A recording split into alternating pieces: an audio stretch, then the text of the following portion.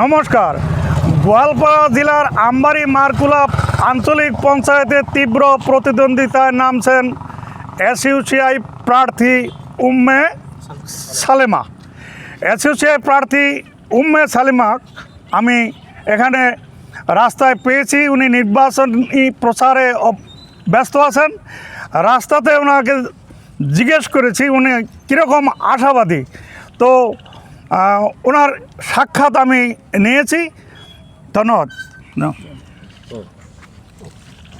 আমার নাম উম্মে সালেমা। আমি 18 নং আমবাড়ি মারকুলা গাঁও পঞ্চায়েতের কাউন্সিলর প্রার্থী। আমার প্রতীক চিহ্ন টর্চ লাইট। আশা করি আপনারা আমাকে টর্চ লাইটের চিহ্নে ভোটটা দিবেন, আমার জন্য দোয়া আশীর্বাদ করবেন। এইখানেই কামনা করে আমি আমার বক্তব্য শেষ করলাম। উল্লেখ্য যে আমবাড়ি মারকুলা গাঁও পঞ্চায়েতে এসইউসিআই দলের পক্ষ থেকে এই দলের সক্রিয় অনেক কর্মী আছেন, সভ্য সমর্থক আছেন এবং সাধারণ মানুষের এই নির্বাচনী প্রচারে ওনাকে উৎসাহিত করেছেন। নতুন সংবাদ দেখার জন্য অশেষ অশেষ ধন্যবাদ।